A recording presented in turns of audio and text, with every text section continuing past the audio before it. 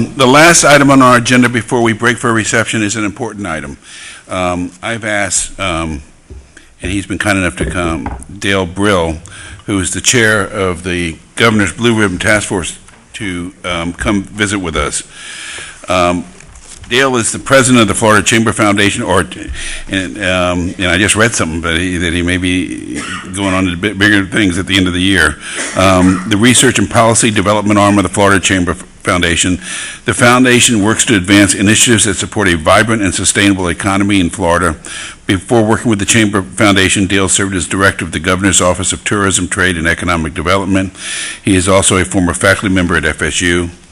In May, Governor Scott named Dale as chair of the Blue Ribbon Task Force on Higher Education.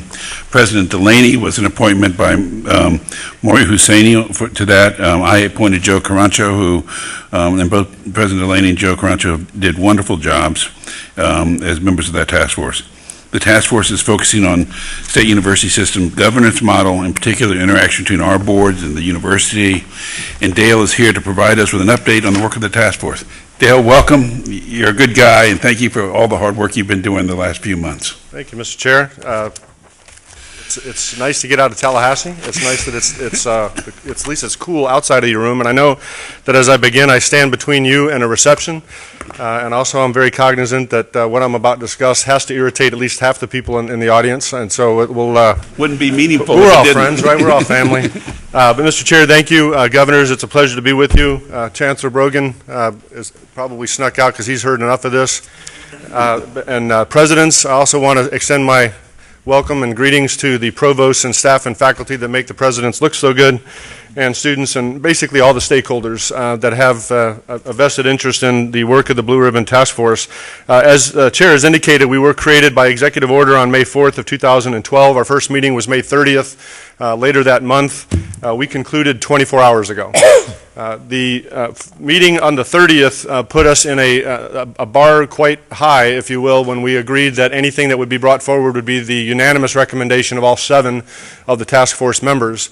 As Chair Colson has indicated, if you look at the makeup of those 7 individuals, 2 came from the Senate. They were Jeffrey Schuman, who was at the time with Harris Corporation, and Dr. Frank Fuller.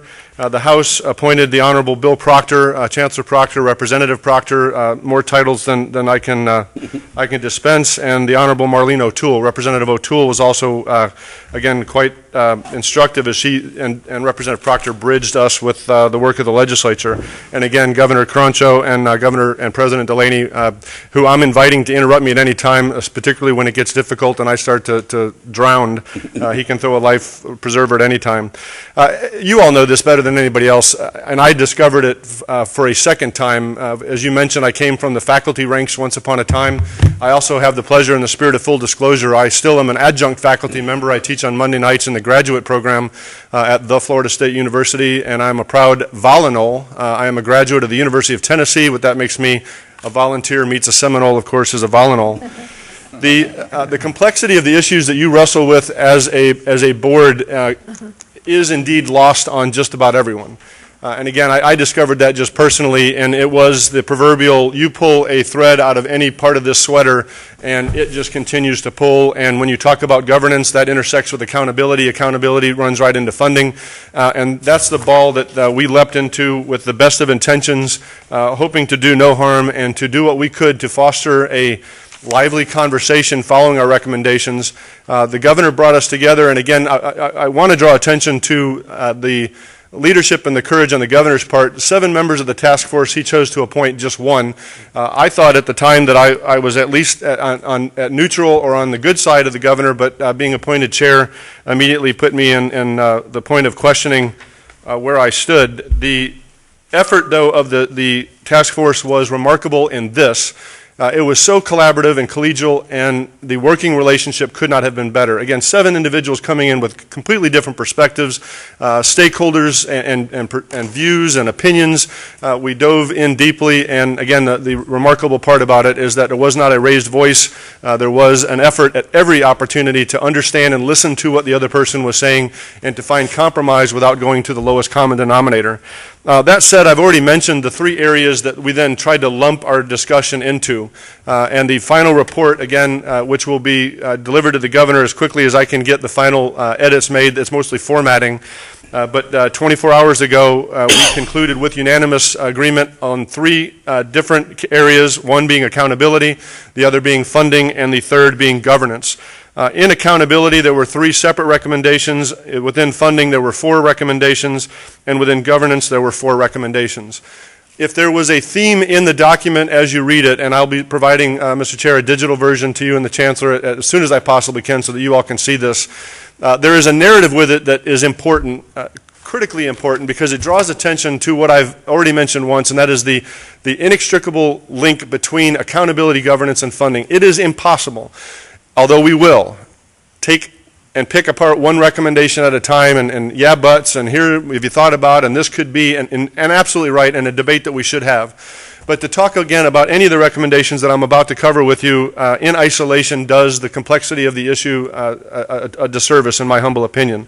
That said, in accountability, there were 3 recommendations. In general, or to give them headlines, if you will, the first is that metrics should be expanded. The task force applauded the work of the Board of Governors in the reporting and metrics that have been worked into the renewed strategic planning process that you have. No criticism intended, and said it was, if going back to my college cheerleading days, it was go, go, go. We love it and want more of it, and we then included in those 4 specific recommendations from that were consistent with what the governor has been asking for in accountability. In addition to those 4 areas, then we also made reference to the Complete College America initiative. If you're not familiar with it, it is a national initiative. It's embraced by the National Governors Association. But to give attention to the governor's 4 areas of priority, at least as we heard them over the last 6 months, including in-year metrics, percentage of graduates employed or continuing education, bachelor's degrees in areas of strategic emphasis, cost per graduate and cost to graduates, and salary of graduates. But again, that should be included in what you're already doing and expanded. Again, if you will, the PDF and the URL is identified for further work, and again, that is the Complete College America initiative. The next accountability recommendation was to cascade those system-wide goals down to the institutional goals, looking for a connection and then feeling, again, that the institutions are in a tough place unless they understand what their role is to be in a system-wide effort, then they can't be system-wide participants. We also had quite a bit of conversation and contextual conversation about the difficulty of managing and running an institution when the goal changes quite frequently.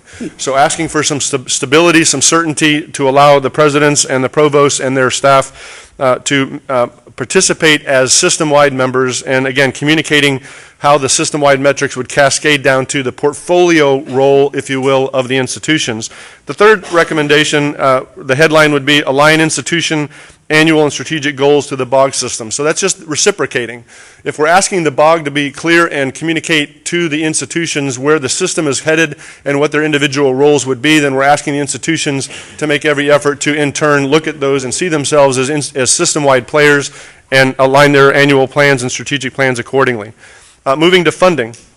As I indicated, there were 4 within the funding. They are subsequent and again, seeing as requisite the accountability metrics. So given accountability conversation that's been had, then we move to funding. There were, again, 4. Within 1, there are parts A, B, and C, encouraging the state to give every effort, given the economic situation as it improves, to fund the state university colleges at levels tied to the expectations placed on them. The second part of recommendation 1 is to connect that funding to accountability, as I mentioned. And 3 is to increase tuition only as a backstop. May I repeat myself, that increase tuition only as a backstop. Number 2, differentiated tuition model. We then introduced, and this has gotten, if you haven't seen this in the media coverage, the most attention, and that is that we are tying a tuition model to the DEO, Department of Economic Opportunities, definition of high skill, high wage, and high demand jobs and majors that are connected to those. Again, in my words, trying to connect those to strategic demand. And let me make that distinction rather than just proving to be an academic and arguing how many angels can fit on the head of a pin. I think this distinction is important. When we look at high demand, we're not necessarily talking about volume. it is reasonable to construe that there are majors that are important to this state that may be not asking for thousands of them, but still demonstrated to be of great importance to the strategic vision and future of our state. The no resident tuition increases. There would be a freeze in those areas that are identified as strategically of strategic importance. State funding would be made available in our recommendation to backfill the difference between that differential, and again, putting the BOG in a position to approve all of this in the condition if there were no support. Then we would go to item 3, which also creates the preeminent university structure. There was quite a bit of conversation. President Delaney can elaborate. We clarified this again yesterday, just 24 hours ago, that the Board of Governors would be in a position to identify what preeminent status meant. We did not pretend to try to do that on your behalf, but we also saw that there would be preeminence in that an institution, and particularly our hosts, that New College would be able to demonstrate what preeminence might mean, or you all would be able to deliberate on what preeminence might mean to a liberal arts institution, which would be different than preeminence for a Research One institution. Governance then into our last, and then item 4, the establishment of a commission. We did this with great reluctance because the last thing anybody wants to do is get in a task force that then brings forward recommendations to create another task force. But we felt that it would be just a gaping hole for us not to mention Bright Futures and prepaid and the impact of the balance of the recommendations on Bright Futures and prepaid. But again, not knowing what of our recommendations might be accepted and what version they might be accepted, it seemed very difficult, if not impossible, for us to then work out what Bright Futures and prepaid might look like. So we're asking for, at some point in time, based on recommendations that are adopted, we must revisit Bright Futures and prepaid.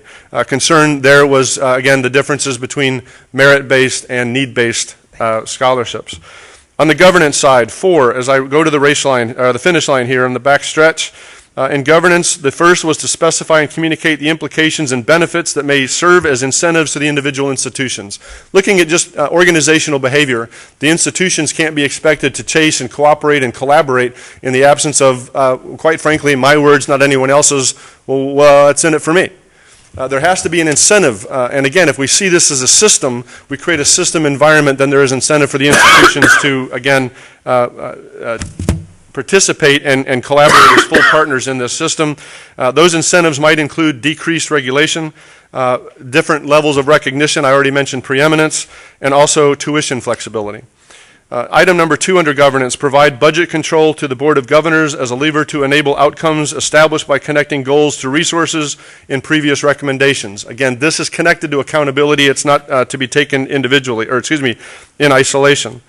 Governance number 3, refine the mission statements in terms of the goals and expectations of the contributions to the system by the individual institutions. There's just a feeling that the work needs to continue in defining those missions. And at least maybe from the task force, that is something, just a communication that can continue and be quite clear as it is. But there again was a feeling that the missions could be quite clear once we get clear those goals and objectives. And then finally, ladies and gentlemen, the Board of Governors, we are recommending that the BOG be given direct involvement in the selection and appointment of presidents. Again, I can imagine that at least what my students say, makes me pucker up for some of the folks. But I would point out, and I'd be the first to point out, that in the 2 presidential searches that are going on currently, it is our understanding that those university selection processes are already in compliance with our recommendation, or our recommendation is consistent with their behavior, whichever you want to see it. So I don't know that there's that much of a there saying, way to go, but we are recognizing that by statute, it does not provide for that setup by statute currently. Mr. Chair, Governors, that concludes. I gave you my best Chicago cadence. I'd be glad to answer any questions or toss to President Delaney for answers. Well, let me ask President Delaney first what he'd like to add, then we'll open it up to everybody. I think you did a great summary. Okay. Former Chair Parker. Thank you, Mr. Chairman, and thank you very much for your work and your leadership on the task force. And maybe I missed this somewhere in your presentation, but I'm a little bit unclear of. Okay, so I guess next steps. I mean, I know I heard you say that we want to have a new commission. I mean, one thing you plan is to have another commission to make sure that whatever this commission recommended actually gets commissioned. No. But, No. oh, No, no. The only next, Bright yeah, the Futures, only okay. next commission is with prepaid and Bright Futures, Futures. okay, That's great. it. We have humbly submitted we will. Again, as soon as I get my formatting, the governor will have an opportunity to review that. Those of you that are watching and those of you interested in your copies, I think I can get this done in my hotel room tonight and post it to the website that is available for all to see. It's www.flhighered.org. Not only will you see the working drafts as we've stepped from 1.0 all the way to 4.1, but you will see background material, what the task force reviewed, and our rationale. You can tie it back to where'd that come from. Where copyright allowed us to post that for public consumption, and we post URLs for others. But the only next step that would be another commission is in terms of Bright Futures and prepaid. We are humbly submitting this to the governor for his consideration, and of course with the Senate and the House of Representatives representation on the task force, certainly for their consideration. And we hope we've started one heck of a conversation. No expectation that this is going to have everyone holding hands and skipping down Main Street and this is the best we've ever heard. But it's very important to bring at least a focus on many of these issues, and hopefully we've made some attempted progress in doing that. Yeah, Bright Futures, of course, there's a million different permutations and ways that should be done, and we felt it needed to be brought up that there's different permutations, but somebody else needs to study it. We had such a short window, really about a 5-month window to put it together. Questions? No, so we're nowhere on what the recommendation is, other than that they revisit Bright Futures and prepaid. Well, because that wasn't a specific charge, but that's a huge pot of money. And, do you make it more merit-based? Do you make Yeah, no, I it, do you understand make it that. need-based? Do And you so- do half and half? And We so, talked about this, and we have been saying the same thing, only they're talking about the same thing, only they don't have any specific recommendations, right? So we got to go to another. or you can do it. The BOG could certainly take it up and say, we want to make a recommendation. Maybe that's one of my I know questions. Dean's got has had a lot of ideas on this over the last year. Or should BOG take this up as a challenge and come up with its own recommendation? I think that's a great function for the BOG to do, is to address, it's a It huge, still has to be, it still has to go to the legislature. and the governor's got to sign off, right? Yes. Governor Coons. Thank you. Everything he said. For slow learners like me, Dale, could you go back to the connecting the funding piece through the Board of Governors and just explain in a little more detail what the recommendation is? Certainly. The context of the recommendation is that recognizing that until the governor's office and the legislature, and if we can bridge what we call in the narrative the gap or the chasm that exists between, how many times have you heard return on investment? And I say it within our own organization, we have to return value to our funders and those types of things. That conversation, we are trying to connect specific goals. What are they, and how do those performance funding would be the other phrase. How do we tie funding increases, build the confidence that return on investment is there because it's tied to specific measures. So I think it's $113 million maybe that we've put in. $118 million request in the legislative funding request that we would submit. So is it fair to say that your commission would be supportive of that concept, that money would then flow through the Board of Governors and then distributed to the schools, to the universities? That would be consistent with the recommendations, yes, sir. Thank you. I think we all but said lump sum funding, so Yeah. really. Well, that's what I'm trying to It'd be understand. the $1.5 billion Yeah. that would go. Really, fundamentally, if you broke it down into, taken away from the 11 and summarized it, the recommendation was adequately fund the system, because it isn't now. Right. In the absence of the legislature being able to do that, some differentiation on tuition to help fill that hole. Right. The use of metrics to measure performance, and in the authority of the board to be involved in presidential selection, so there isn't end runs around your objective and trying to force the universities to meet the So, goals. enough money, have there be measures, have the money come through the Board of Governors, and based on those measures and some process that we would come up with, then you get the money. Right. And, because right now, and Representative Proctor, repeatedly went back to this, if you don't have authority over the budget, and you don't have authority to enforce the metrics, and you don't have authority to disperse the funding based on the performance of those metrics, you don't have a lot of authority. And Yeah. so the idea was consistently give money, some direction, and then some authority over the universities to make sure that there's work towards improving the metrics. That's good. Thank you for the clarification. And again, tomorrow, we'll get into some more details on this in the Budget and Finance Committee as well, in terms of seeking suggestions from all of you. Dr. Chopra?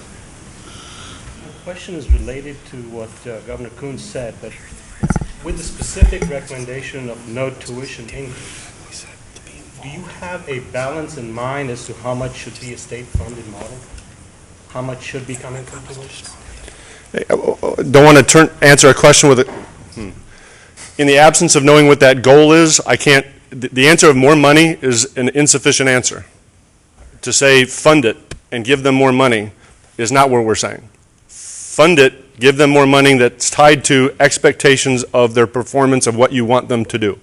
And so that 1-2 step has to be together. So I can't answer, and again, we did not take up what we think the recommendation of how much funding the BOG or the university should get, other than fund them at the level of expectations, tie the two together, and give them the gas to go fast. So in that regard, we heard today from Dr. Barron that he would like to bring his student-faculty ratio from 25 or 24 to 20 to 1 per student. There's a cost to that. And I don't know what the cost is, but it could be, it's in the millions of dollars. So it might be that we'd come in with a legislative budget request. We want the dollars to do this. And we have to measure that going forward, that the dollars are spent that way and achieve the results that now I don't know how we go get it back, if he doesn't perform. Well, if I may, Mr. Chair, what I would add to that is that, so there must be a benefit of reducing that ratio from 24-25 to 20-1. Right. It's going to be realized in less money spent on remediation. It's going to be spent on bringing these students through. That kind of business model, that calculus, I'm convinced can be done. And how do we tie that together? And I know that President Barron and the dean were put on the spot, but as he said, that we can get that kind of information if we communicate. This is the calculus that we're looking for. I'm convinced that it can be done. And was there a sense of the committee that the students are paying enough right now, so they shouldn't be asked to pay more if we can get money elsewhere? I think the governor has been clear that he believes the students and the families in the state are paying enough for their education. Again, we concur with that and honor that position, with it being increasing in tuition as a backstop, as a last resort. But we were reluctant, in fact, with the strong leadership of Representative Proctor, we couldn't leave it with just fund them more. He forced us to go to, if that doesn't happen, then what's Plan B? And so in these recommendations, actually you see a Plan A, a Plan B, and then a Plan C. And unfortunately, we've jumped on Plan C of, okay, everybody's going to pay more in tuition. That's not where we'd like it to go. But we're also realistic, is that we refer to, Erwin Feller has an article, I have to get a citation in here, colleagues. Erwin Feller produced, it's called The Vicious and Virtuous Cycle of the World That You're In, and that we recognize that the things that you're trying to do cost money. But we also recognize, in asking those on that side of it, that there is not a whole lot of money to be throwing at problems, and we also don't believe that throwing money at the problem is the answer.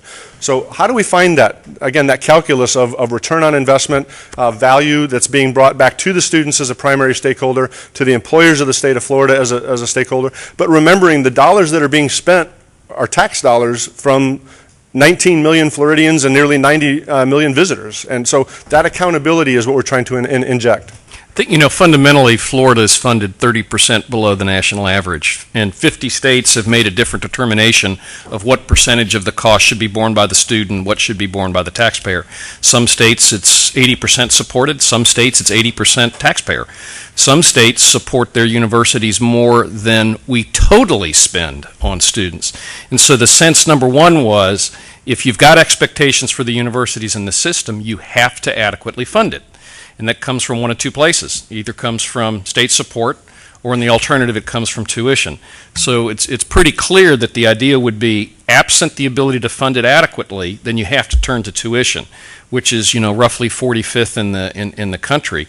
Nobody said we wanted tuition to go up. But that's some of the equation talked about today, return on investment. Well, who's going to pay for the investment? If we're not adequately spending the money on the investment, how can you expect any results? And it's 30% below the national average.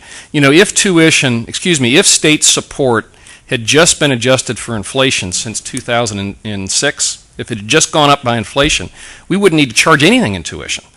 That shows you how much the state support has dropped over the last 6 years. Now, they had to. There's no question that they had to.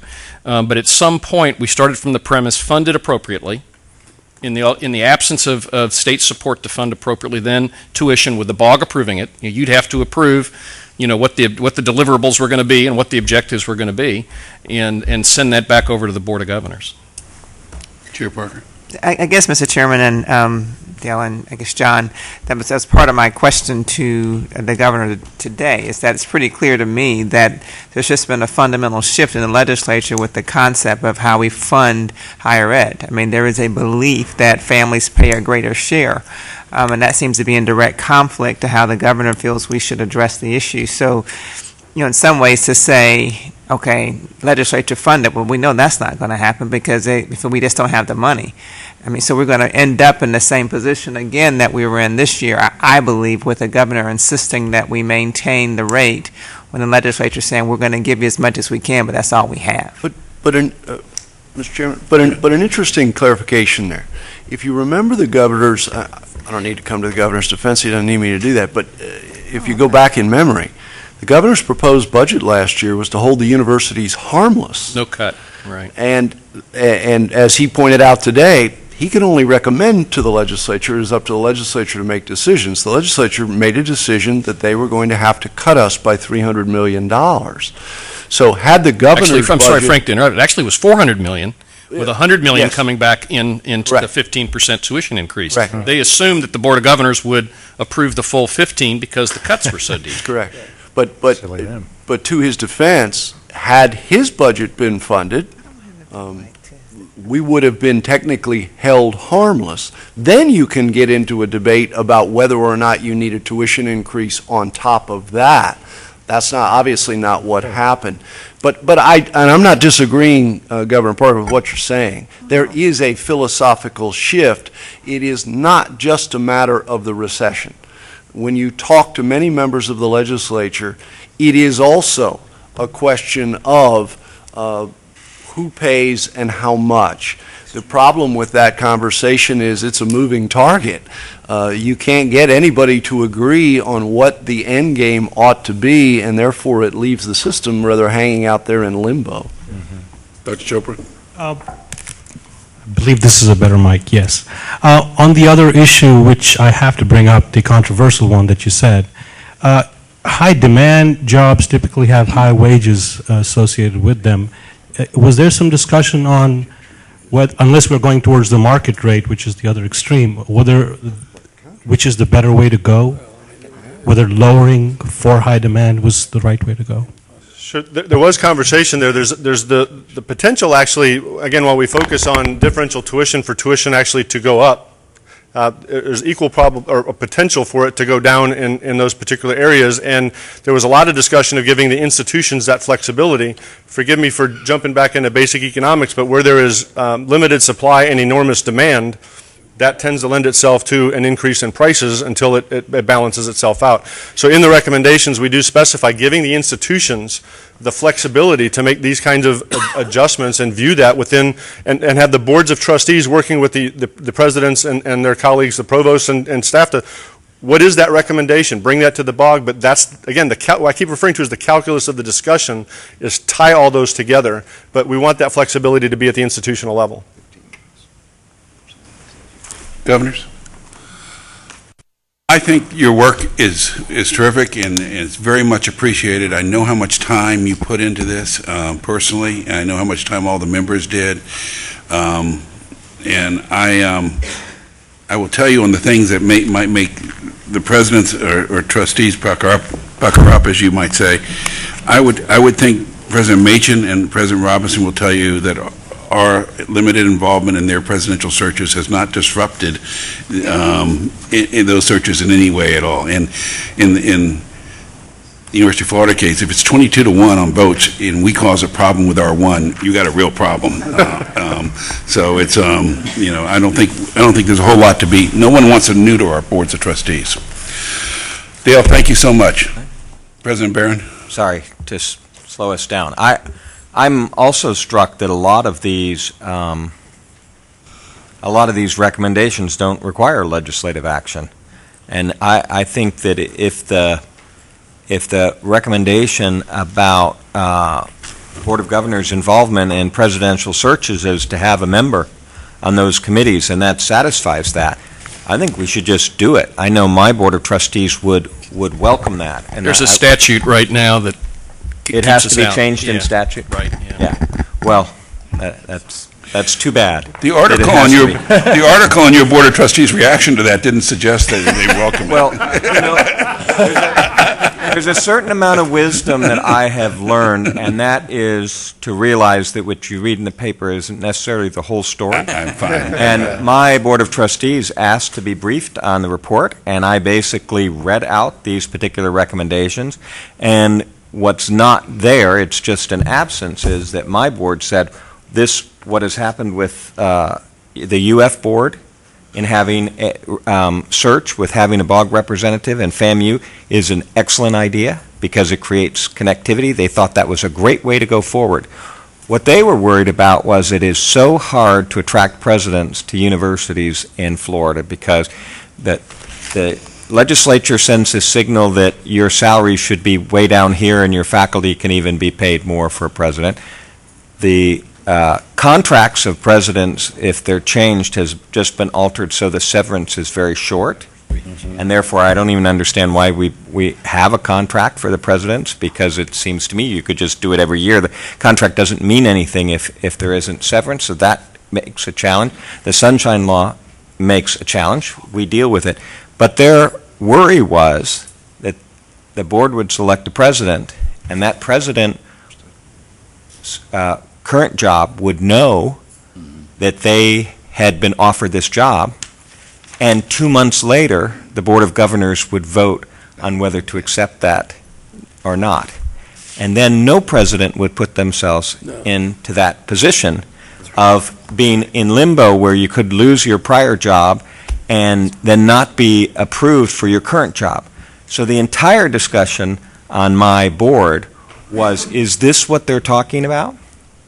And you can imagine what a difficulty that would be. But in fact, they were extremely supportive of the idea of what's going on right now with UF and FAMU. I think all the presidents should say this is a brilliant idea, let's change the statute. It does not, though, Mr. Chairman, I apologize. Thank you. You're staying between us and a reception. That's an interesting point. No, I just want to say walk out the door and go left. But to your very good point and concern, our present system doesn't alleviate the time between the search that the Board of Governors is now involved in and the legislative requirement that the Board of Governors then downstream confirm that individual. What I think having the Board of Governors involved in the search does is raise the confidence level of the rest of, to your point, a great idea. To the rest of the Board of Governors, so that lag time between the Board of Trustees ultimately selecting that individual and passing that off for confirmation is not as strained, potentially, based on lack of unknowns. So I think it bolsters the confidence. And we can solve the time problem. There are ways we can solve that. So yes, and we can. In between your selection and thing. Dale, thank you so much for coming, and I really appreciate it. Chairman, we may want to, if he got all seven to agree, based on some of our past experience, we may need a consultant. Yeah, no, we may have to hire him to mediate our our next tuition differential meeting. I vote no.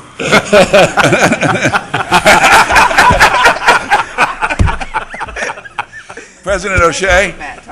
I'd like to welcome everybody to a reception. You go out the door. You can either, if you're taking a car, go left, head down to the bay. If you want to walk, go out the door, go left over the bridge, keep walking till you hit the bay. It's about 5-10 minutes either way. So it's on the other side of Tamiami? Other side of Tamiami, exactly. So when you go out the parking lot, turn left, there'll be a light. You go through the light, just keep going straight. Great. Thank you so much. Thank you. With no further ado, meeting's adjourned. See everybody in the morning. Chris, can I just leave this here?